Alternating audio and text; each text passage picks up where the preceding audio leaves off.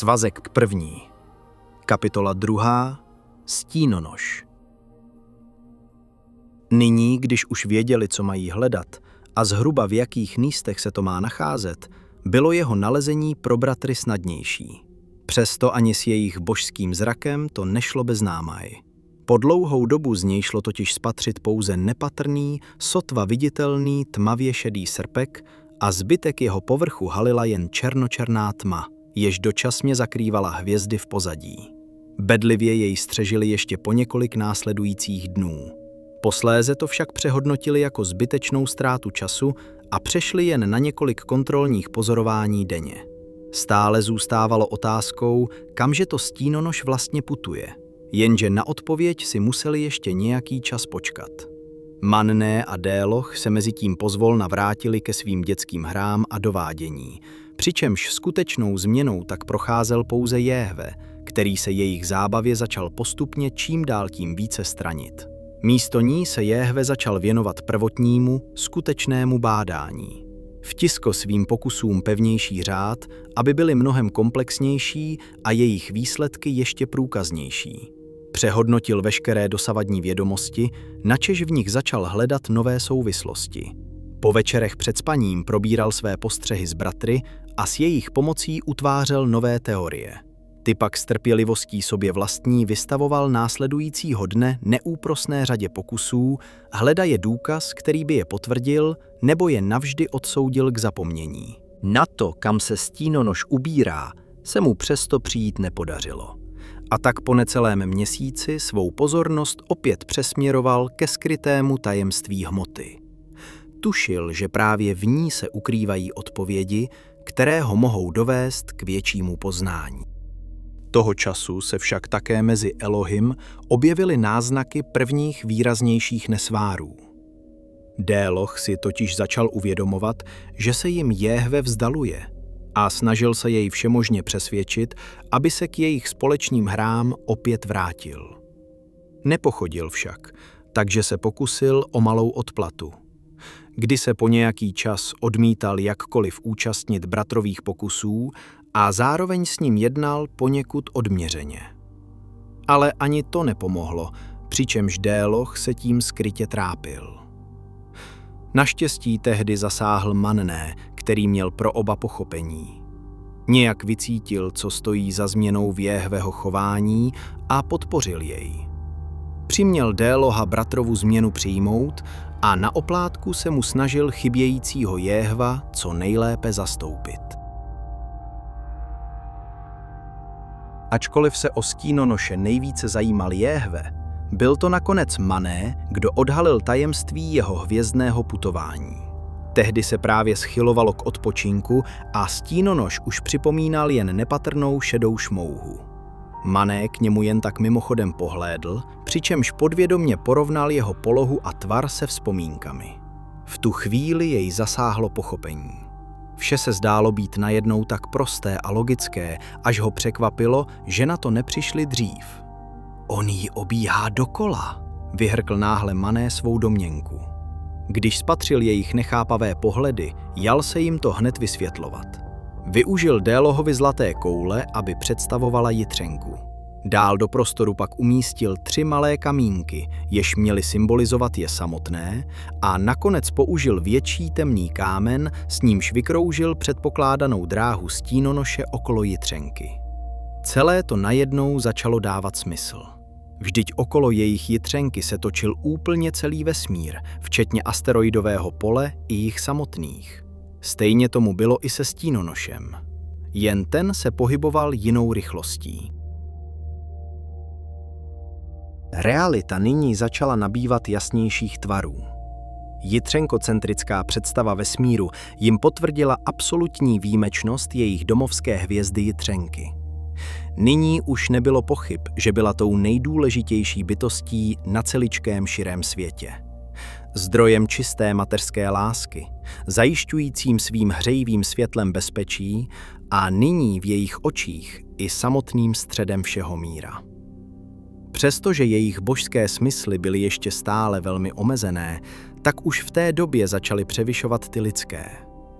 Nyní si už začali uvědomovat delší vesmírné vzdálenosti a zároveň i to, jak kdysi bylo naivní, že by mohli v nějakém krátkém čase dosáhnout Jitřenky. Vždyť i Stínonoš se od nich nacházel neskutečně daleko. Pokud se k němu chtěli někdy dostat, museli brát v potaz i jeho pohyb. Pochopitelně nejblíž se k němu nacházeli v době zatmění Jitřenky. Přesto i překonání této vzdálenosti bylo na několik měsíců. Navíc, pokud by jej během zatmění minuli, museli by na další příležitost počkat celý další rok. Tentokrát už nebyli hnáni strachem o Jitřenku a na tak dlouhou cestu se nikomu prozatím nechtělo.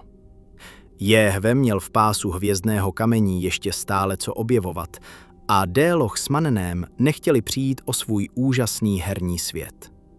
A tak tam zůstali, přičemž čas si dál nezastavitelně plynul. Jehve se zdokonal ve svém poznání, s tím, že Déloch a Manné si bezstarostně užívali svých dětských dnů. Třetí zatmění Jitřenky již Elohim napjatě očekávali s minutovou přesností a posloužilo jim k definitivnímu utvrzení jejich představ o světě. Spolu s tím si začali uvědomovat, že oběhy Stínonoše okolo Jitřenky, zakončené jejím zatměním, určují dlouhé a přesné úseky prožitého času. Tehdy začali tomuto nebeskému jevu přikládat zcela nový význam a začali od něho odvozovat svůj věk. Jehveho vhled do tajů hmoty se neustále prohluboval a spolu s ním se vyostřoval i jeho drobnozrak, takže postupně mohl odhalovat předivo, z něhož byla tato tělesa v dávných časech ukována. Ačkoliv mu toto rostoucí vědění neustále rozšiřovalo obzory o světě, jež je obklopoval, o jeho skutečné rozšíření se nakonec postaral opět až Manné. Již od prvních dnů, kdy začali z jasnějších hvězd utvářet a pojmenovávat první souhvězdí, neunikla jejich pozornosti jedna z nejzářivějších hvězd oblohy.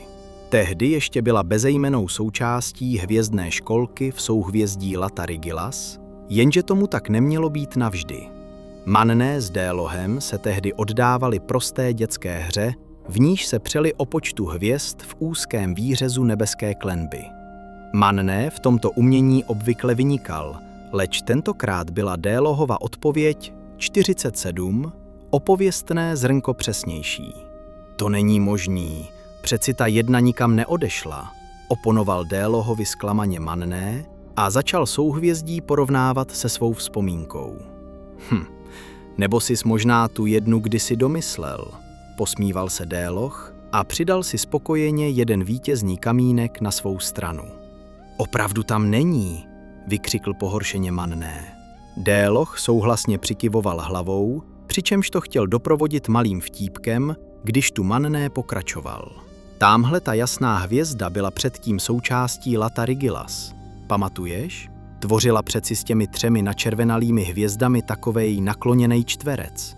Déloch se zachmuřeně podíval o ním směrem a začal tápat ve svých vzpomínkách. V té necelý týden staré vzpomínce jasná hvězda k souhvězdí nenáležela. Když však zabloudil k necelý rok starému pohledu, tak ji tam spatřil také a proto mu přisvědčil. Máš pravdu, ta jasná hvězda se opravdu pomalu pohybuje. Ten bod ale patří stejnak mně, počítá se totiž aktuální stav. Na to Manné nenašel slov, takže se k ním alespoň rozhodl přivolat opodál výzkumy zaneprázdněného Jehva. Ku podivu jej to vyrušení ani moc nepohoršilo.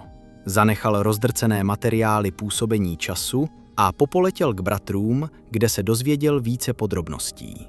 Jehve v tom objevu také spatřoval velkou věc. Ten jasně zářivý bod se nemohl pohybovat jinou rychlostí bezdůvodně. Rozebírali to nějakou dobu, přičemž ve hře byla dokonce i možnost, že se může jednat o jejich dalšího bratra. Nakonec však zvítězila Jehveho racionálnější úvaha, že by to mohl být pouze další obrovitý objekt, jež stejně jako Stínonoš obíhá Jitřenku, a tehdy jej pojmenovali Světlonošem. Čtvrtému zatmění Jitřenky již Elohim přihlíželi s mnohem slavnostnější náladou. Tehdy se též zavázali k dodržování nového zvyku, při němž si ukládali jak nová předsevzetí do dalšího zatmění, tak i vyhodnocování toho, jak si s jejich plněním vedli. Později u toho bylo vždy mnoho zábavy a očekávání. Vždyť ne všechno se podařilo tak, jak si původně předsevzali. Toky času neúprosně plynuly a Elohim pocítili potřebu je určovat přesněji. Rok prvně rozdělili na čtvrtiny, jež vystihovaly cestu stínonoše po nebeské klenbě. Po každém zatmění jitřenky započal odběžník, jenž symbolizoval zrychlený ústup stínonoše do hvězdních dálav. Následoval zákrytník, v němž se stínonoš postupně vytrácel, přičemž se nakonec schoval za plamenný kotouč jitřenky. Třetí část roku nazvali návratníkem, jenž se nesl ve znamení snahy spatřit jako první skrze oslnění navracejícího se stínonoše. Rok pak uzavíral příchodník, věstící jak návrat stínu, tak uzavření celého kruhu. Později tyto úseky ještě dále rozdělili na třetiny, aby lépe určili nástup, střed či závěr každého období, přičemž každá taková třetina v sobě čítala přesně 30 dnů. Během nástupu zákrytníků 5. roku jejich života si Elohim kdesi hluboko v podvědomí začali uvědomovat tok samotného času. Pochopili, že vše, včetně jitřenky a jich samých, je do něho neoddělitelně vpleteno. Došlo jim, že čas i samotný vesmír mají svůj pradávný počátek, ukrytý v hlubinách času miliardy let před jejich vlastním procitnutím. Překvapivější však bylo zjištění, že jejich jitřenka byla zhruba o polovinu onoho času mladší. Ještě předtím, než Elohim dosáhli věku 6 let, objevili v sobě další skrytou schopnost. Začali pociťovat pouta gravitace, jež dřímá v každičkém zrnku hmoty. Nade vším, co dosud znali, dominovala nesmírná moc jitřenky, která k sobě vše svazovala jako bájná krakatice svými neviditelnými chapadly. Právě díky této nové vnímavosti přišli na něco doposud přehlíženého. Stínonoš a světlonoš nebyly jedinými velkými objekty, jež jitřenku obíhaly. Podobných těles bylo totiž celkem 5, a přestože pro ně byly vzdálenosti těchto záhadných těles prozatím nedosažitelné, dokázali je alespoň postupně zrakem vyhledat. To, že jim tato tělesa doposud unikala, přikládali jejich zdánlivě pomalému pohybu na nebeské klenbě.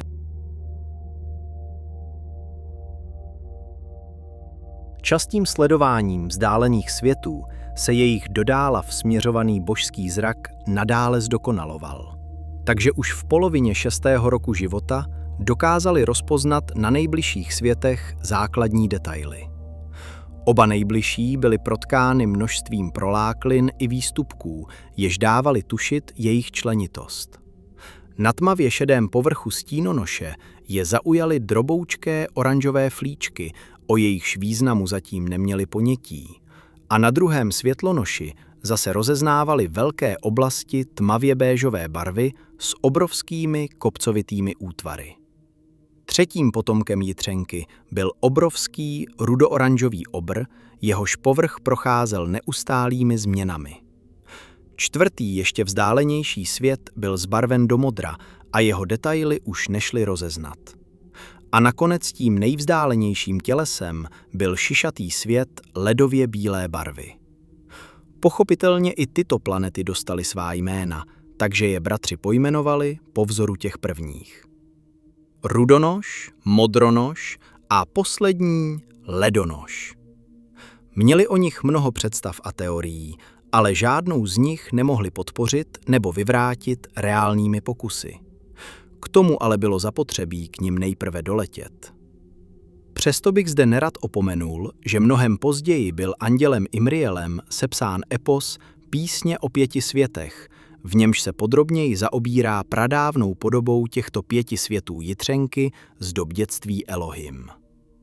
Déloch a Manné díky pořádanému rychlostnímu klání okolo asteroidového pole zjistili, že se pravidelným trénováním jejich rychlost s vytrvalostí znatelně zlepšují.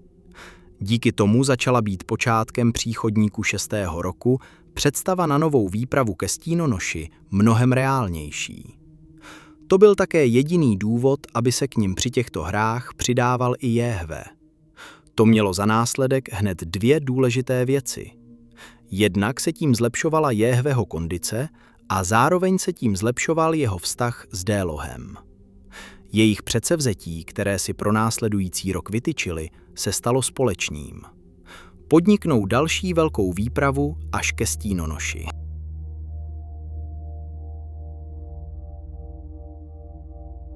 Elohim konečně dozráli věku 7 let.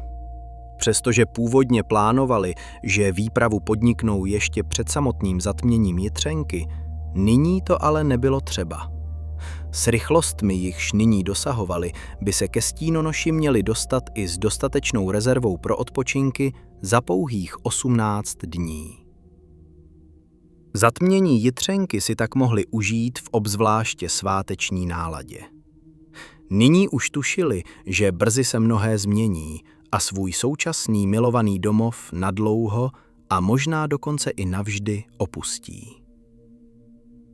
Přestože se nyní stali mnohem vyzrálejšími, tak stále ještě byli dětmi, se vším, co k tomu patří. Jejich sebejistota byla tehdy ještě stále spíše hraná nežli skutečná. Potřebovali se cítit bezpečně, přičemž odlehlé asteroidové pole jim tento pocit zajišťovalo po dlouhých 6 let překrásného dětství. Déloch a Mané byli stále naplněni dětskou radostí a jistou bezstarostností, zatímco opravdovou změnou si prošel pouze Jehve. Ten byl nyní mnohem samostatnějším i cílevědomějším. Své bratry ve znalostech hmoty dalece předčil. Neustále jej hnala vnitřní touha po dalším poznání a nyní cítil, že tento hvězdný domov mu už neposkytoval dostatek nových výzev. Když zatmění konečně pominulo, tak se společně pomalu přesunuli k okraji hvězdného kamenného pole, kde se ještě jednou naposledy ohlédli. Toto byl jejich milovaný domov. Všude, kam pohlédli, na ně vyskakovaly nějaké vzpomínky. Jeho vzhled se jejich působením na dobro změnil. Nebylo tu snad jediného kamene, kterého by se nějakým způsobem nedotkli. Mnohé z nich nesly známky využití v nejrůznějších dětských hrách a mnoho dalších se stalo obětmi Jehveho vášnivých výzkumů. Zdaleka nejvýraznějším prvkem celého pole se stala vyklizená plocha s po stranách souměrně uspořádanými balvany tmavého a světlého odstínu. Jednalo se o jejich herní hřiště pro přetahovanou. Vrátí se sem ještě někdy? Vždyť za posledních 6 let se ke původnímu rodišti vydali jen 2krát. Jenže to bylo vzdálené pouze necelou půl hodinu svižného letu. Návrat k němu bude mnohem zdlouhavější a obtížnější, protože jej ovlivní vzájemné postavení Stínonoše proti tomuto místu. Jste připraveni vyrazit? Zeptal se slavnostně Jehve, přičemž Mané s Délohem shodně přitakali kývnutím hlavy. Na Jehveho výslovné přání zde měli zanechat všechny své hračky, aby se mohli na následující výpravě plně soustředit na poznávání nových objevů. Existovala tu malá šance, že mezi nimi a Stínonošem se mohou nalézat další obdobné vesmírné útvary. Jen Déloch si sebou bral svou zlatou kouli, které se nehodlal nijak vzdát. Jehve se o ní úmyslně nezmínil, protože by se to mohlo zvrtnout ve zbytečnou hádku. Víc energie už do sebe nestlačím. Už teď mám pocit, že každou chvíli rupnu, dodal nadšeně Déloch. Jsem zvědav, jak dlouho ti to vydrží, zasmál se Mané. Zcela určitě déle než vám 2, nedal se Déloch a naposledy upřel smutný pohled k dráze na přetahovanou. Jehve to postřehl a pevně dodal. Bude tu, až se vrátíme. Déloch si povzdechl, ale neodpověděl. Nyní nechtěl dát najevo jakoukoliv slabost. Vždyť právě na něm závisela bezpečnost celé výpravy. Proto opět upřel svou pozornost ke vzdálenému Stínonoši. Odhadl, kde se za 18 dnů bude zhruba nacházet, načež pomalu vzlétl a u toho hlasitě zakřičel. Vyrážíme! Mané jej okamžitě následoval a u toho si začal zvesela prospěvovat. Stínonoši, bratře starší, my letíme teď za tebou. Zahalil si matkou naší, buď nám teď naší oporou. Hmotný bratře, bratříčku, počkej ještě chviličku. Velký bratře, bratříčku, poslechni si mou písničku. Zapomeň, že unikneš, nám už zmizet nemůžeš. Smíř se s naší společností, oslň nás svou velikostí. Hmotný bratře, bratříčku, počkej ještě chviličku. Velký bratře, bratříčku, Jehve, jenž letěl s malým odstupem za nimi, tiše poznamenal. Vždyť je to jen neživý balvan. Mané to ale zaslechl, svou píseň přerušil a přes rameno s nesouhlasným vrtěním hlavy dodal. Musel tu chvilku poetičnosti prostě zkazit, viď?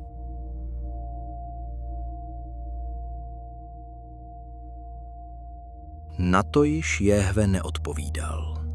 Nepochyboval o tom, že i jeho bratři již dávno odložili dětinské představy o tom, že tyto světy jsou bytostmi jako oni, jen většími a staršími potomky Jitřenky.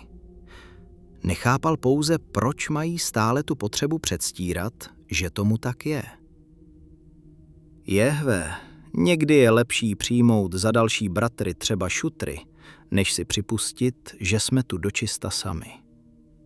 Jehve zmateně pohlédl na bratrova záda. Byla to jen další z mnoha náhod, nebo mu Manné dokázal číst v mysli? Zkus mu vyslal několik myšlenkových dotazů, jako by házel kamínky do hluboké tůně. Jenže Manné na ně již nereagoval. Jehveho marného úsilí zanechal a raději se soustředil na svůj let, aby s bratry srovnal krok a udržel jejich společné tempo. Zpočátku zrychlovali jen pozvolna. Cesta před nimi byla dlouhá a nemělo smysl se hned uhnat.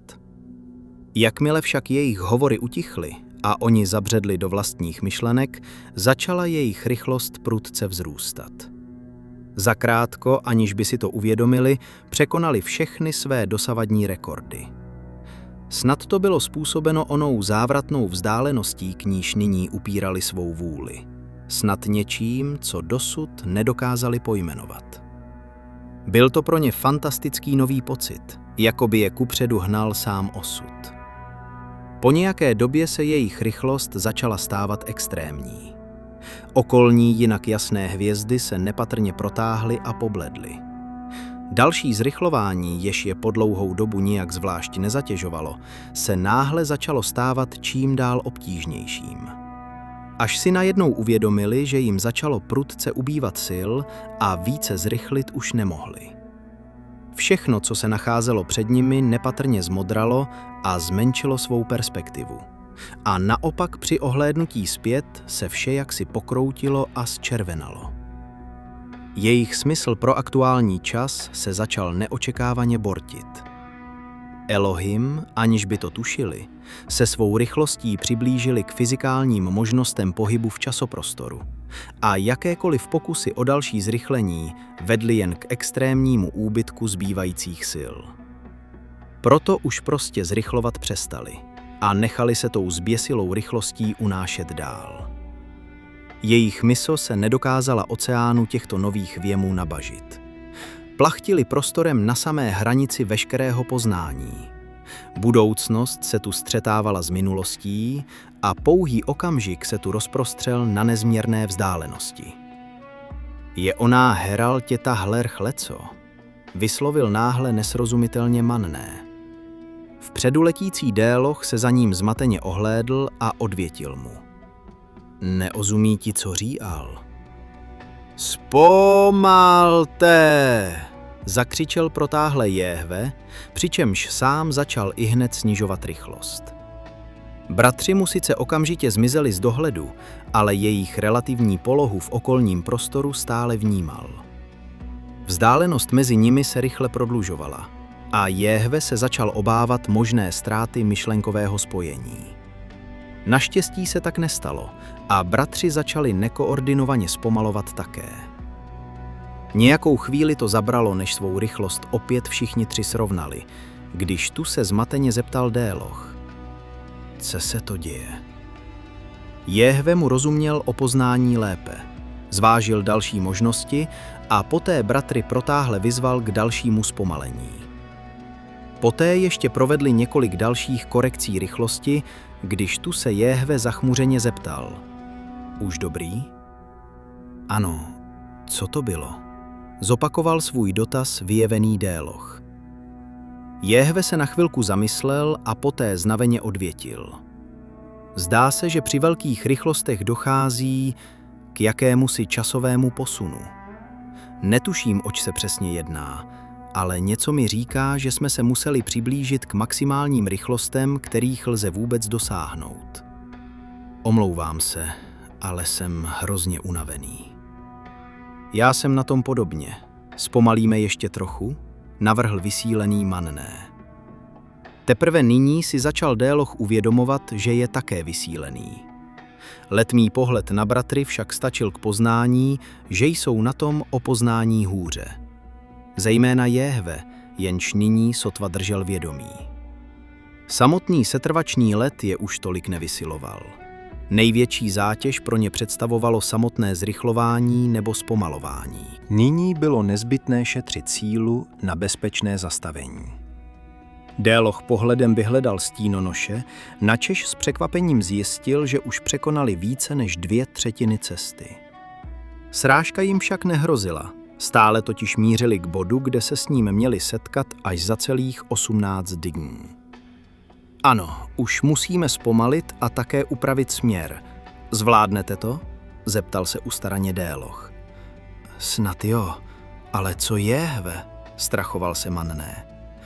Vím, tak ho v nejhorším budeme muset zbrzdit my, odvětil Déloch, jenž na nic dalšího nečekal a začal opět opatrně zpomalovat. Jenže brždění bylo stále náročnější. Snažili se manévr synchronizovat, když v tom náhle došla Jehvemu energie a upadl do mdlob. Déloch tehdy málem z rukou upustil svou zlatou kouli, která na něj po celou dobu brždění vyvíjela obrovský tlak. Pevně ji přimkl k tělu a společně s Manném zachytili Jehva do svých mentálních sil. Nyní bylo nutné naprosto sjednotit jejich vůli. Netušil jak, ale Manné se mu otevřel víc než kdykoliv předtím a Déloch nad ním mohl převzít otěže. Což by mohl být hodně zvláštní pocit, kdyby měl Déloch čas si to uvědomit. Nyní ale naopak s hrůzou vnímal, že i Manné se nachází na pokraji svých sil. Naštěstí s každým zpomalením klesala i náročnost energie potřebná k dalšímu brždění. Déloch tedy přesměroval část zbylých sil k úpravě směru, jenže to bylo náročnější, než předpokládal. Přišlo náhlé Manného zakolísání a všichni tři se málem stočili do neovládaného letu. Udržet je takto pohromadě ho stálo velké úsilí. A tehdy se stala podivná věc. Déloch jaksi instinktivně začal bratrům předávat zbytky svých vlastních sil.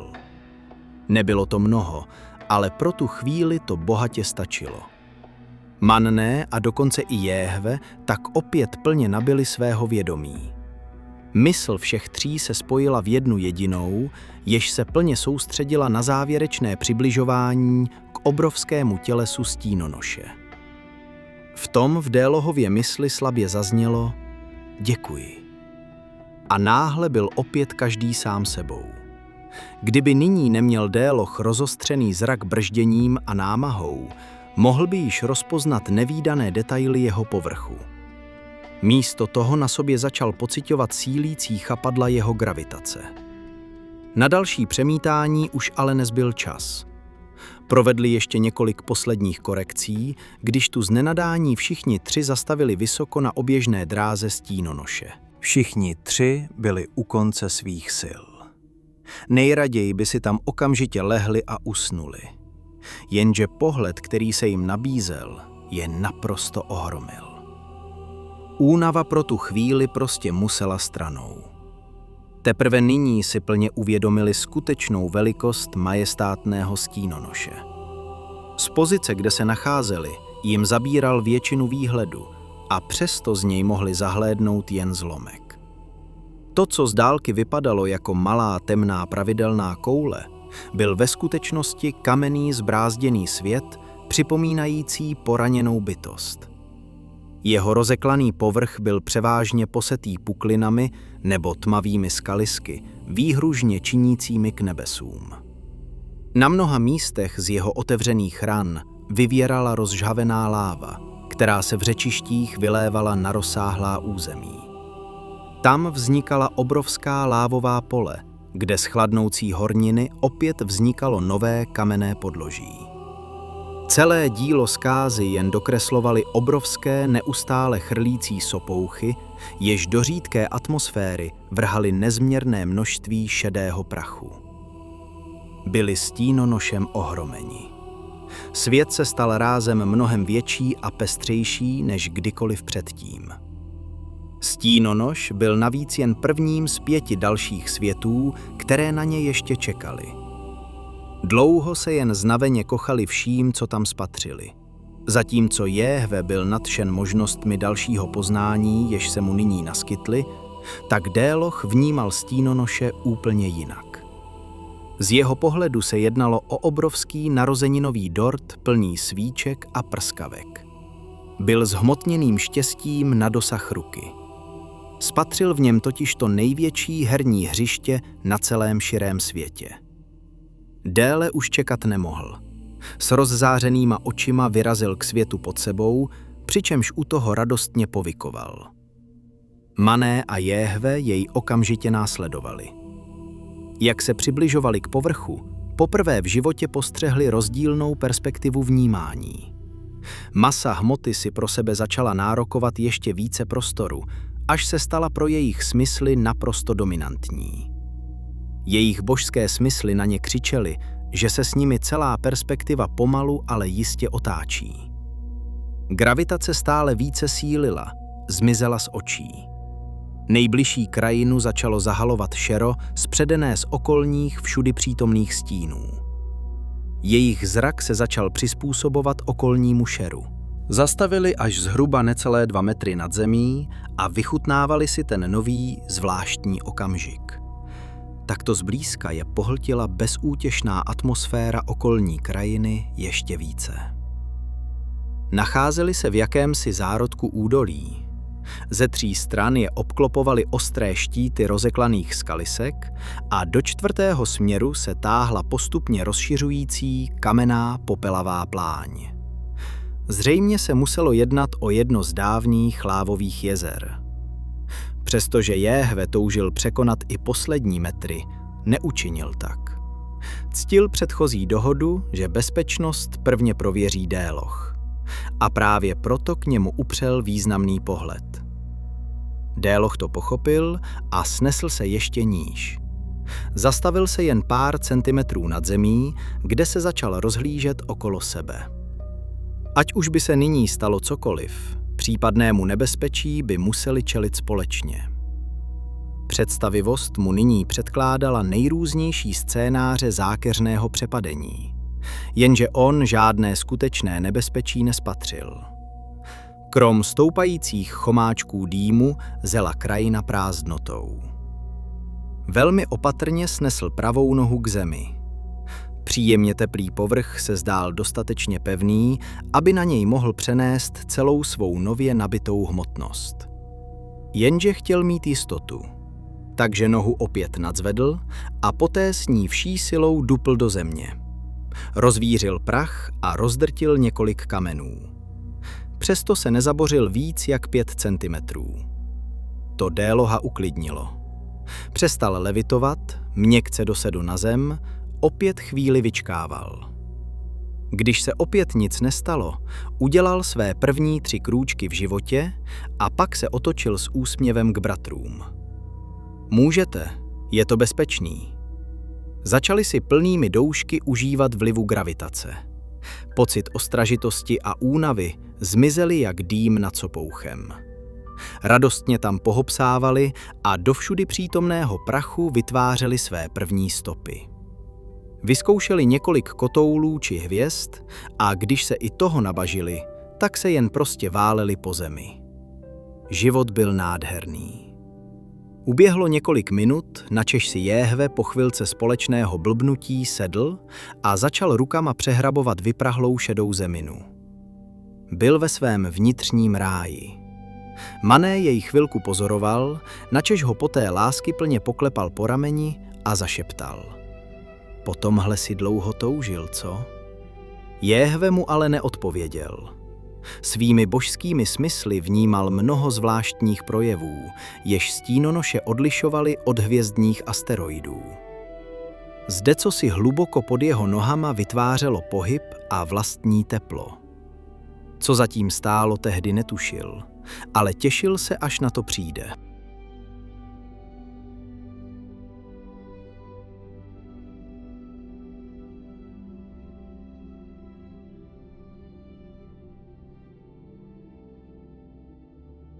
Když se Délo vymanil z osidel snů, zjistil, že v dlaních pevně svírá svou zlatou herní kouli.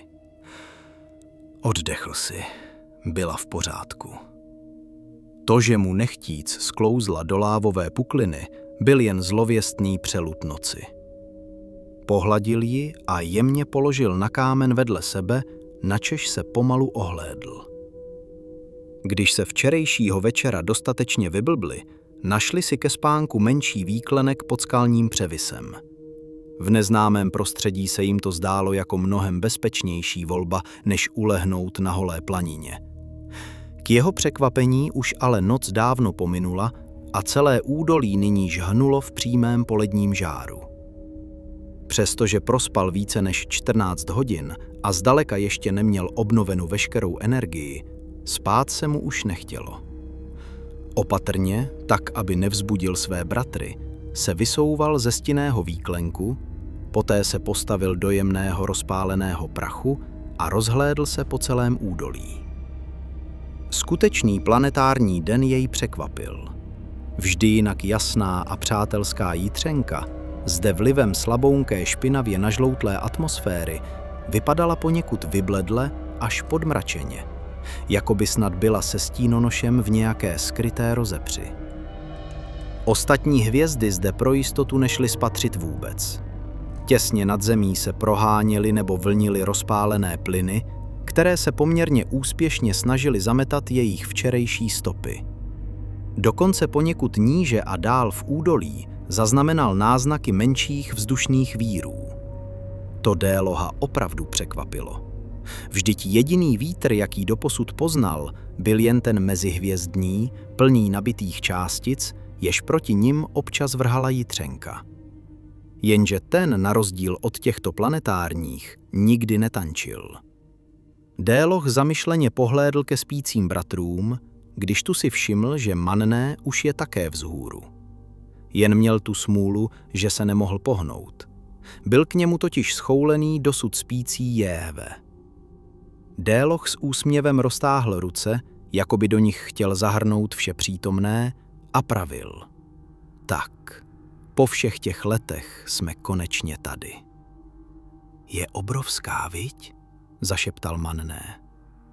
Ano, to je, odvětil zamyšleně Déloh, když se ohlížel po stěnách údolí.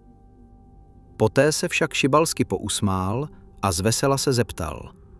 A ty budeš Jéhva budit, nebo tam takhle hodláte prospat zbytek dne?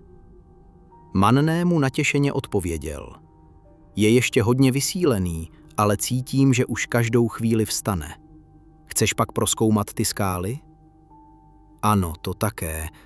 A k tomu si i něco nového zahrát, řekl s nádechem skepse Déloh, jenž se znovu rozhlédl po bezútěšné krajině. Na denním světle už totiž stínonoš jako přívětivý herní svět úplně nevypadal. Vždyť na planině v údolí se nacházelo velké množství nejrůznějších trhlin, které jim mohly být potenciálně nebezpečné. Vždyť z některých dokonce unikalo teplo a jeho sen mu napověděl, co by se pak mohlo stát.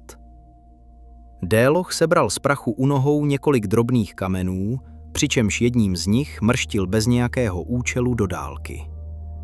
Jeho dráha se vlivem gravitace po pár stech metrech zakřivila a kámen začal padat k zemi. Střelil nadšeným pohledem k Mannému, kde se jejich oči doprovázené úsměvy střetly. Kdo dohodí nejdál? To vám nebude fungovat. Vmísil se z nenadání do debaty probudivší se Jéhve. Mané jej uvolnil z obětí, přičemž na něm zvědavě spočinul pohledem. Proč myslíš? Zeptal se podezřívavě Déloch a aniž by čekal na jeho odpověď, tak mrsknul dalším kamenem vší silou do dály. Dolétl však až tak daleko, že zmizel za obzor, takže neměl potuchy, kam vlastně dopadl. Jéhve se protáhl a společně s Manem se také vysunuli ze skalního výklenku. Poté Jéhve popošel trochu blíže k Délohovi, přičemž se u toho sehnul pro několik vlastních kamenů. Na bod první sis odpověděl sám. Disponujeme už takovou silou, že v tomhle prostě závodit nemůžeme. Bod druhý. Každý z kamenů je jinak hmotný, takže by bez tak nešlo dosáhnout spravedlivého posouzení. Na to Jéhve potěžkal jeden z dříve sebraných kamenů a mrsknul s ním vší silou do dály. Jenže na rozdíl od Déloha svůj hod směroval vzhůru. Sledovali jej a po chvíli už nebylo pochyb, že se mu podaří opustit gravitaci stínonoše a vydá se na svou osamělou pouť do hlubin vesmíru. Ty si to prostě musel zkazit dřív, než to vůbec začalo, co? Řekl rozhořčeně Déloch a odhodil nově sebrané kameny jen tak, halabala někam do rozevřeného údolí. Shodou okolností a náhod se minimálně jedním z nich trefil do jedné ze vzdálenějších trhlin v zemi, odkud náhle vytryskla sprška oranžové žhavé hmoty. To bratry zaujalo a ihned se k onomu místu vydali. K jejich údivu byla trhlina z části naplněna pobublávajícím, roztaveným magmatem. Dva z Délohem vržených kamenů uvízly na hladině u samého okraje průrvy, ale ani jeden z nich se neponořil do hlubin, ale jen přijímali sálající žár. Jéhve se chtěl nad trhlinu naklonit a roztavenou zeminu podrobil svému zkoumání, když v tom jej Déloch ochranitelsky zadržel. Stůj, prvně to prověřím. Z hlubin k ním sálalo nesmírné teplo. Déloch chvíli hodnotil další postup, načež se opatrně vznesl přibližně metr nad hladinu šedooranžové břečky. Teplota opět vzrostla, leč bolest stále nepociťoval a proto se začal k pobublávající hladině pozvolna snášet. Pocítil na sobě pohledy bratrů i tázavou přítomnost jejich myslí. Vpustil je dovnitř, aby s nimi mohl sdílet své věmy. Přestože teplota neustále sílila, jeho tělo se s ní dokázalo průběžně vyrovnávat. Pomalu klesal a zastavil až v okamžiku, kdy se jeho noha dotkla lávy. Pousmál se a začal se do vřící tekutiny opatrně nořit. Teplota dosáhla svého vrcholu, ale tělo si na ní opět přivyklo. Když se ponořil až po pás, tak konečně ustal v pohybu a rozesmál se. Jak se zdálo, obavy byly zbytečné. Jéhve, je to bezpečné, můžeš jít, řekl Déloch už naprosto uvolněně, načež vylétl z trhliny ladně ven. K jeho nemilému překvapení měl však celou spodní část těla obalenou zbytky roztaveného magmatu. Naštěstí hmota k jeho tělu příliš nelnula a začala z něj v hustých cuckách odkapávat. Povzdechl si, přistál vedle Maného a začal ji ze sebe stírat. Jéhve mezi tím kolem nich prolétl rovnou ke kamenům, které ku podivu stále nepohnutě spočívaly na hladině. Jsem zvědav, jak ten sajrajt ze sebe dostaneš, prohodil vesele Mané, zatímco přihlížel Délohovu marnému počínání. Poté však zamyšleně dodal. Přemýšlel jsi někdy nad tím, kde se to tu všechno vzalo? Jistě, že přemýšlel, jako každý z nás, odtušil Déloch. To určitě každý z nás. Ale mnohem víc, než kde se tu vzalo všechno tohle, mě víc zajímá, odkud jsme se tu vzali my. Uběhl už dlouhý čas a nikdo se tu po nás nescháněl. Já prostě nevěřím, že tu jsme úplně sami. Mané se smutně pousmál. Sami nejsme. Máme přece jitřenku. Na to již Déloch nereagoval a dál se snažil zbavit zbytků lávy. Všichni přeci už nějakou dobu chápali, že jejich milovaná hvězda Jitřenka není skutečnou bytostí. Ano, zprvu to byl šok. Pocit zrady, jemuž se mohla rovnat snad jen bolest dítěte, které zjistilo, že je adoptované. Ale ty časy byly už dávno pryč. Časem ono poznání přijali jako zřejmý fakt, přičemž rozžhavené plynné kouli svůj vlastní dětský omyl odpustili. Vždyť v jejich srdcích stejně zůstala tou jedinou a nejlepší matičkou, jakou kdy měli.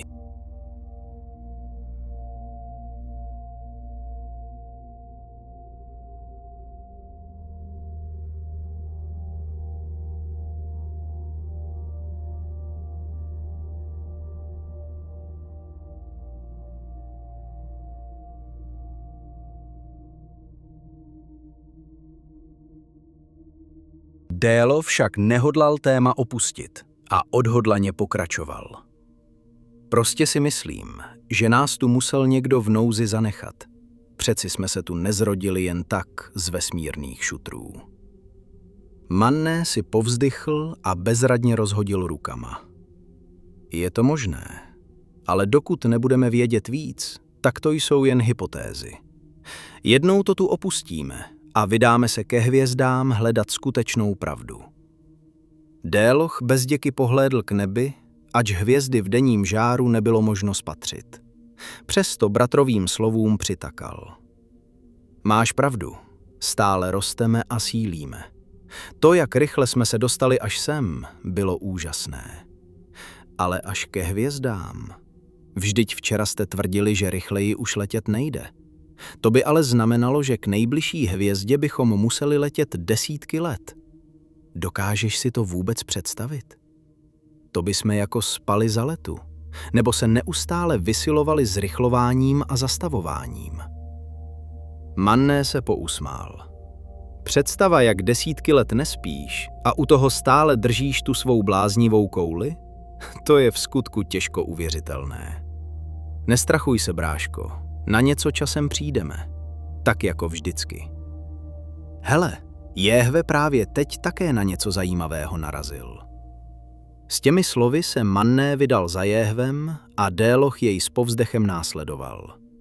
Předchozí debata se mu zamlouvala a jen nerad ji přerušoval dalšími Jehvovinami.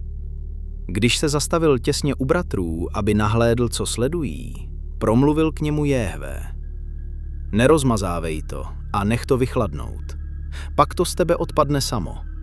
A hmota se s tvým tělem spojit nemůže. Poté Jehve ukázal na 2 kameny, které tam Déloch prve hodil.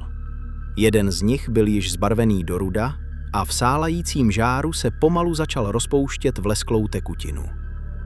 Druhý z kamenů však nepovolil. Namísto toho však horkem pukl na několik drobných úlomků. Přestože i ty začaly oranžovět a slabě zářit, stále si bezpečně drželi svůj tvar. Jehve sejal vysvětlování. Podívejte, každý materiál může měnit své skupenství z tuhého na kapalné a naopak. Záleží jen na okolní teplotě. Z toho, co tu vidíme, je zřejmé, že každý materiál potřebuje ke změně tohoto stavu rozdílnou teplotu. Déloch si znovu povzdechl, načež s vyčítavým pohledem pohlédl na Manného. Věděl, že tahle přednáška bude dlouhá.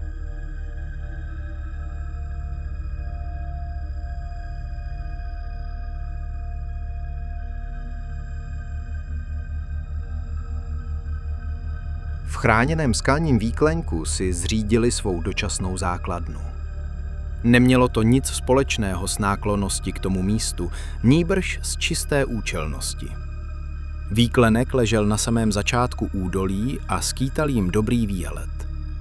Zdejší tmavá krajina však působila žalostně, přičemž nejtísnivější bylo vědomí, že kdekoliv jinde na planetě to bylo obdobné. Špičaté vysoké skály jen podtrhovaly zdejší pochmurnou a temnou atmosféru. Rozhodli se, že jako první důkladně prohledají celé toto údolí a zbytek planety si nechají na později. Zpočátku byli obezřetní, přičemž většinu nebezpečně působících míst prvně obhlížel Déloch. Bavilo je odkrývat neznámé. Jenže po 3 týdnech, kdy prozkoumali veškeré struktury a materiály v celém širém okolí, nabyl Déloch pocitu, že ze stínonoše vlastně poznal již vše. Zatoužil po troše dobré zábavy a Manné proti tomu pochopitelně nic nenamítal. Něco málo chvil strávili s novou hrou na házení na přesnost, leč záhy zjistili, že pro ně tato hra ztratila smysl.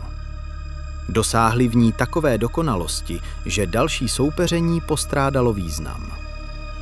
Tak se stalo, že se ti dva začali na tom dozajista obrovském stínonoši vysloveně nudit. Sílila v nich touha se alespoň nakrátko vrátit k asteroidovému poli. Tam byl jejich skutečný domov a zároveň veškeré herní zázemí. Po dlouhém váhání se nakonec dohodli, že to bude Manné, kdo se pokusí Jehvemu šetrně sdělit jejich úmysl. A tak se i příštího jitra stalo. Jehve, chtěli bychom se dnes vydat domů. Poletíš s námi, nebo tu budeš pokračovat ve svém bádání? Jehve klečel u jedné z lávových štěrbin a v prostoru před sebou fascinovaně převaloval další kus roztavené horniny. Podobných pokusů spatřili jeho bratři v minulých dnech stovky, ne-li tisíce. Jehve se na Manného podíval poněkud nepřítomným pohledem. Jen leďte sami. Cítím, že jsem před objevem něčeho zajímavého. A dopředu ti odpovídám i na tu následující otázku. Vaši pomoc nepotřebuji. Akorát byste mě rušili. Jděte si hrát, já budu v pořádku. Manné se vesele usmál a potřásl hlavou. No dobrá, vrátíme se dnes nebo nejpozději zítra. Jen doufám, že nám tu mezitím nějak nezdivočíš. Brzy se uvidíme. Rozloučili se a vzlétli. Nyní už věděli, jak mají s energií hospodařit. Jejich let sice tentokrát trval skoro půl hodiny, ovšem k asteroidovému poli dolétli téměř bez únavy. S úlevou zjistili, že se od jejich odchodu nic nezměnilo. Zde byl jejich domov. Minuli mnoho důvěrně známých míst a zamířili rovnou k jejich vyklizenému hernímu hřišti. Tam z přesně umístěných asteroidů se v prostoru táhly 2 linie, jež tvořily okraj hřiště. Střídaly se v nich opracované tmavé hvězdné balvany s bílými krustami z čistého ledu. Toto místo milovali. Déloch dolétl do středu dráhy, kde umístil svou zlatou kouli. Nebylo třeba slov ani příprav. Oba byli odhodláni. Zaujali svá místa každý z jedné strany zlaté koule a napřáhli dlaně. Avšak nedotkli se jí. Pouze k ní upřeli své mocné kinetické síly. Jitřenka, planeta, kámen, teď.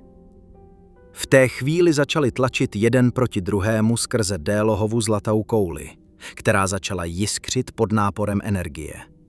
Jejich těla byla našponovaná pod tlakem obrovské moci. Jak na sebe více tlačili, začaly na jejím povrchu přeskakovat výboje čiré energie. Úkolem zlaté koule bylo usměrňovat božské síly, aby se v zápalu boje navzájem neporanili. Byli do sebe pevně zakleslí 0,5 minuty, až se zdálo, že se čas zastavil. Jejich oči však plály touhou po vítězství a každé vlákno jejich existence se snažilo naklonit okolní prostor na svou stranu. Nikdo jim možná tehdy nefandil, přesto je sledovalo tisíce hvězd v čele s Jitřenkou. Když v tom náhle začal Manné chtě nechtě couvat. Minuli první kamenné asteroidy a blížili se k ledovým krustám, kde se oba opět zasekli. To Manné zmobilizoval zbytky svých sil a zastavil Délohův postup a dokonce jej o malý kousek zatlačil zpět. Nedám ti to, zavřískal Manné. Ale jo, dáš, culil se s námahou Déloch, přičemž opět zatlačil vší silou. Manné sice s největšími obtížemi odolal, ovšem na další pokus už v sobě neměl dostatek sil. Nepatrně polevil a poté jej Déloch v nezastavitelném plynulém pohybu dotlačil až na konec dráhy. Vyhrál jsem, veselil se Déloch, načež u toho schovívavě plácal Maného po zádech. Poté se přesunul ke středovému okraji dráhy, kde uchopil malý předpřipravený kamínek a umístil jej na svou stranu, aby tak zaznamenal své vítězství. Tak, bráško, jsi připraven na další kolo? Pustili se do další hry. Hráli dlouho, smáli se a u toho se neustále hecovali. Jednou vyhrál ten, podruhé zas onen. Někdy pomohla štěstěna, jindy zas chladný kalkul a momentální vysílení. Když už byli oba dokonale unavení, prohlédli si konečný výsledek. Rozradostněný Déloch měl na své straně o 3 vítězné kamínky navíc. Příště ti to ale vrátím. Dnes jsem buď neměl svůj den, nebo si od minule nějak posílil, uznal mu vítězství Mané. Déloch se smál jak pominutý. Byl unavený, ale po delší době zase opravdu spokojený. Slíbil, že příště se pokusí trochu ovládnout a svého brášku bude náležitě šetřit. Tomu ale Mané nedaroval a hned se do něj pustil. Chvíli se tam vesele přetahovali, přičemž se snažili jeden druhého pouhou silou těla přemoci. Jenže čas byl neúprosný. Pokud se měli vrátit ještě toho dne, bylo zapotřebí už vyrazit. A jelikož zatím nechtěli nechat Jéhva přes noc o samotě, rozhodli se oba řádně vyčerpaní bratři letět zpět k temnému stínonoši. Kamínky zaznamenávající jejich vítězné body nechali přesně tak, jak byly. Až se sem příště vrátí, půjde jasně poznat, kdo minule zvítězil. Déloch si k sobě myslí opět připoutal svou zlatou kouli a spokojeně se rozhlédl okolo sebe. Tohle mu opravdu chybělo. Zde bylo vše přesně tak, jak mělo být. Vesmír si dýchal svým hlubokým, nehybným klidem, bez neustálých otřesů nebo planetární tíže, se samozřejmě stále přítomným třpitem dalekých hvězd, bez neustálého zacházení jitřenky. Před odletem do sebe nashromáždili veškerou zbývající energii, kterou ještě dokázali v prostoru a asteroidech nalézt. Věděli, že jitřenka vše svým svitem postupně opět doplní.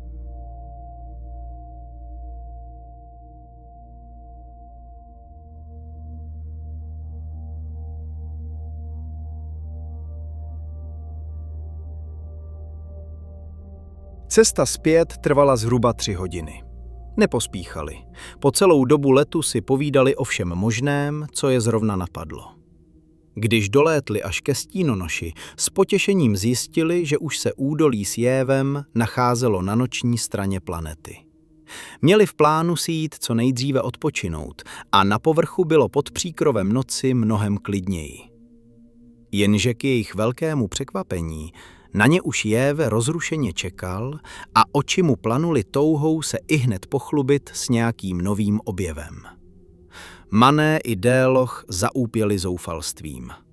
Vážně zrovna teď? Nemohlo to počkat na později, až se vyspí? Předpokládali, že to bude mít opět něco společného s tou zatracenou lávou. Leč oba se mýlili. Stalo se mi něco hrozně moc zvláštního, spustil rozrušeně Jéve. Dělal jsem si své pokusy a napadlo mě, že bych chtěl vědět, co se stane, když k rozžhavené hornině přiložím nějaký led. Jenže, jak už víte, tady na stínonoši žádný led není. Chvíli jsem začal přemítat nad tím, že vás na dálku oslovím, abyste mi nějaký přinesli z asteroidů. V tom mu do řeči skočil podrážděný Déloch. Promiň, ale já a Mané už dneska nikam neletíme. Jsme oba unavení. Jéve, který byl na chvilku vytržen ze svého vyprávění, si je oba důkladněji prohlédl. Déloch měl pravdu. Jejich těla se zdála být únavou celá pobledlá. Jéve pokýval hlavou v soucitném porozumění, ale odradit se nenechal a ve svém vyprávění pokračoval. Děkuji, že tě to alespoň napadlo, ale už ho nepotřebuji. Chvíli poslouchejte a nerušte. Prostě jsem byl uprostřed svých pokusů a nechtělo se mi je přerušovat cestou za vámi a pak se sem znova vracet. To bych to mohl pro dnešek už rovnou vzdát. Jak jsem tu ale tak stál a rozhlížel se kolem sebe, tak nějak ze zoufalosti jsem si moc přál, aby se tady nějakej ten led přeci jen nacházel. Mané i Déloch jej upřeně sledovali a Jéve pokračoval. No možná tomu nebudete věřit, ale jeden jsem tu skutečně nalezl. Támhle vzadu u té skály. Říkám si, to je fakt divný, že bych jej předtím tolik týdnů přehlížel. Chtěl jsem k němu doletět a vzít jej k lávovému jezírku, jenže ta ledová krusta prostě ve zdejším horku začala okamžitě roztávat a chrlit do stran páru. Než jsem jí mohl přenést, tak se celá během chvíle rozplynula do okolí. Mané i Déloch se nedůvěřivě podívali směrem ke skále, o které se Jéve zmínil. Bylo to opravdu podivné. Jéve mezitím pokračoval dál. Říkal jsem si to samé, co vy. Jak se tam teda mohla ta krusta do té doby nacházet? No, samozřejmě jsem se v tu chvíli přestal zajímat o lávu a chystal se znovu důkladně prohledat celé okolí. Doufal jsem, že bych mohl nalézt další kousek a té záhadě bych přišel na kloup. Déloch se podíval ustaraně po Maném. Ten ale sledoval Jéva, jako by mu vše věřil. Jéve výklad nezastavoval a pokračoval dál. Zprvu nikde nic. Už jsem i začal pochybovat, zda jsem ten předchozí led skutečně spatřil. A věřte mi, opravdu jsem si nechtěl připustit, že jsem cvok a přál si nalézt ještě alespoň jednu ledovou hroudu a zadařilo se. Támhle tu. Na to Jéve ukázal znovu ke skále, kde před chvílí nic nebylo, jenže ono tam teď bylo. Na ještě stále rozpálené půdě se nyní nacházela zledovatělá hrouda, která ihned začala do okolí metat páru.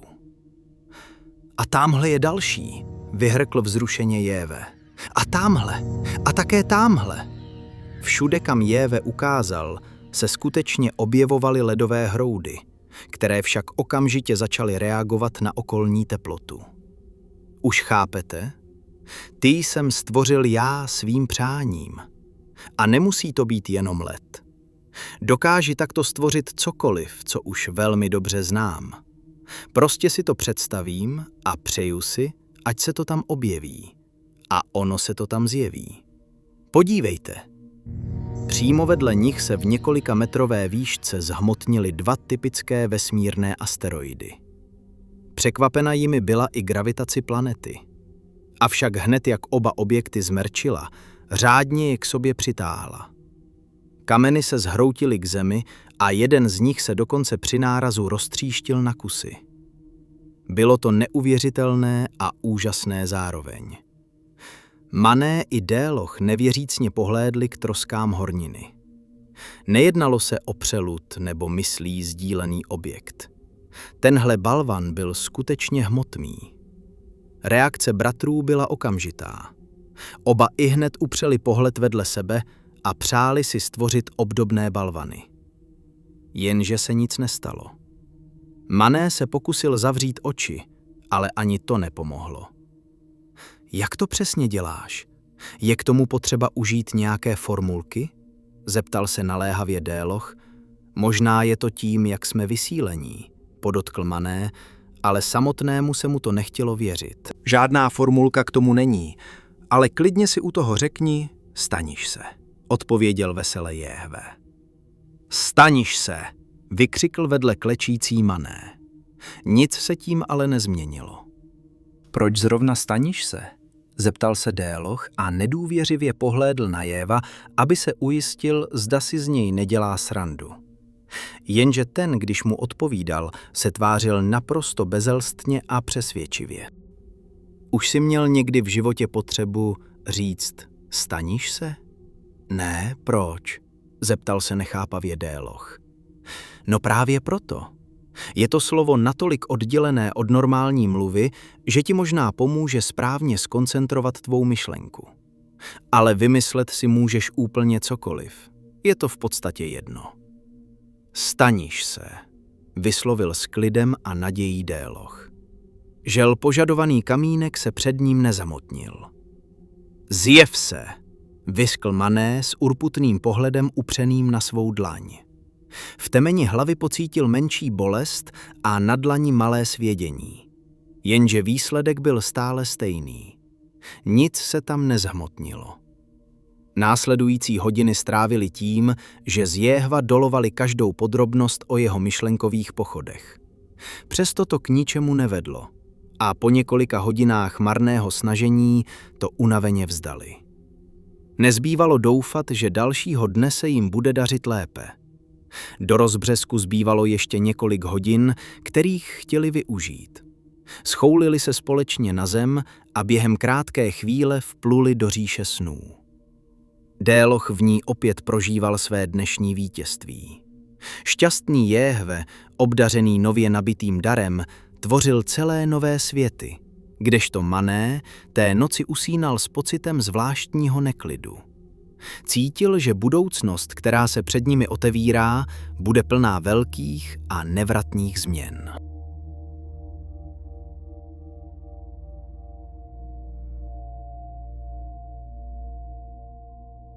Několik následujících dnů se neslo ve stejném duchu. Manné s Délohem zkoušeli všechny možné postupy, které je napadly, ale vše bylo marné. Zhmotnit nedokázali nic.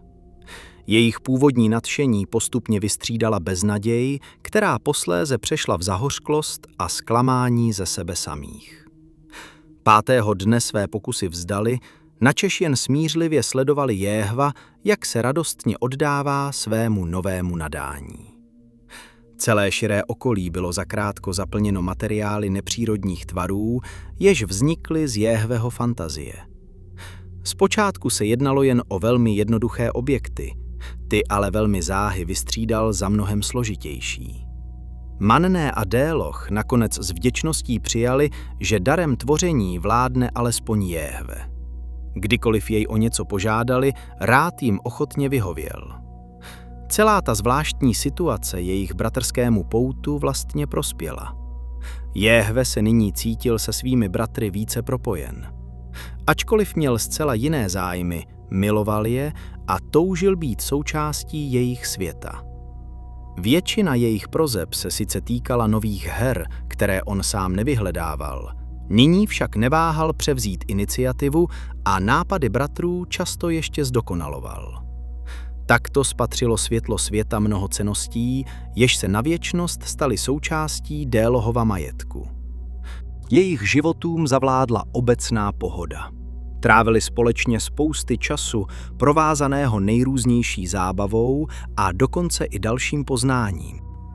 Jehve, který si nyní mohl pro své další pokusy stvořit jakékoliv přípravky, nyní akceleroval rychlost svého poznání. Využil k tomu veškerý dostupný čas, načež do tajemství hmoty pronikal stále hlouběji. Materiály v různých skupenstvích podléhaly všemožným změnám a on v tom všem začal hledat vesmírný řád. Bratři však zároveň prohledávali nejzazší části stínonoše. Mnoho z toho, co na něm objevili, se v nejrůznějších obměnách a niancích stále opakovalo. Velmi záhy pochopili, že jeho povrch je neustále vystaven nepřebernému množství změn.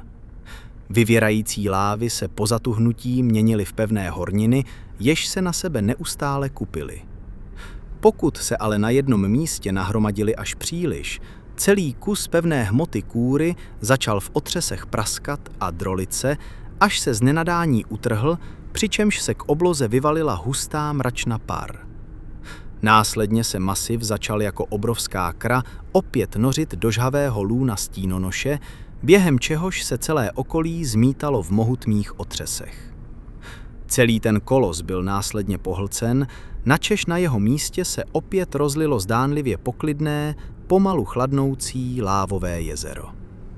Pevnou slupku stínonoše Elohim odhadovali na pouhé desítky, maximálně stovky metrů. Pod ní se nacházelo jen království věčného, vroucího magmatu.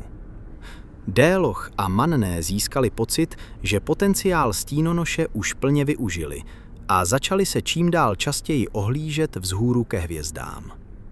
Přesto trpělivě vyčkávali, až k podobnému přesvědčení dojde i Jehve. Další na řadě měl být nositel Jitřenčina světla, přezdívaný Světlonož. Jenže si museli počkat ještě další 3 měsíce, než jednoho rána Jehve prohlásil: myslím, že už nastal čas k dalšímu přesunu. Jestli chcete, tak jsem připraven vyrazit ihned. Tím své bratry dokonale zaskočil. Největší problém měl však náhle Déloch. Vlastnil nyní až příliš pamětin, přičemž o žádnou z nich nehodlal přijít. Jeho nejcennějším majetkem byla pochopitelně herní zlatá koule, ale třeba takový manného hvězdicový hlavolam na tom nebyl o moc hůře. Ke všem těm věcičkám jej pojilo mnoho veselých okamžiků a zanechávat je na nestabilním povrchu planety nebylo rozumné. O tom, že by Jehve mohl všechny tyto věci znovu stvořit na Světlonoši, nechtěl Déloch ani slyšet. A tak začali Elohim vypracovávat evakuační plán. Sebou si vezmou jen ty nejcennější věci, přičemž zbytek předmětů dočasně vynesou na oběžnou dráhu a vrátí se pro ně později. A tak Elohim začali na orbitu Stínonoše vynášet nejrůznější Délohovy cennosti a harampádí. Vlastně se z toho stala zábava na další 2 dny, než byl jejich majitel konečně spokojen a ochoten vyrazit. Ovšem problém nastal i s přepravou toho nejcennějšího. Jak se totiž ukázalo, Déloch mezi to počítal i celou sadu tmavých krystalů labradoritu, na jejichž stěnách se při letmém pootočení odráželo celé spektrum jasných barev. Jenže tohle vše už nedokázali pobrat ani Jehve s Mannem. Každý z nich již měl plné ruce a další řadu předmětů k sobě museli při letu poutat pouze svou vůlí. V Délohových očích se zračila čirá beznaděj. Ať se snažil jak chtěl, více předmětů by do své mysli bezpečně uchopit nedokázal. Všichni na sebe bezradně hleděli, až najednou Manné vybuchl smíchy. Prosím tě, nezoufej, tak holt poletíme několikrát. Prostě se jen rozhodni, co z toho si chceš vzít jako první. Pro zbytek se zastavíme později, slibuji. Déloch jen bezradně rozhodil pažemi. Nechám to raději na vás. Já si určitě beru tu kouli a Manného hvězdicový hlavolam. V tom Jehva napadlo řešení. Zhodnotil obsah veškerého Délohova majetku a poté s přivřením očí a tiše proneseným "staniš se" stvořil v prostoru 3 kamenné sarkofágy. To se mi snad zdá, zaúpěl Manné. Nezdá, oponoval Déloch s radostí. Děkuji, Jehve. Tam už se nyní vejde úplně všechno. Možná bych se ještě mohl vrátit pro... Opovaž se, pohrozil Jehve a hned k tomu dodal. Rozpohybovat tu váhu a posléze ji správně zabrzdit bude velmi obtížné. Déloch už bratry dál nepokoušel. Společně naskládali jeho osobní majetek do těch 3 nejpodivnějších zavazadel a poté se konečně vydali na cestu ke Světlonoši.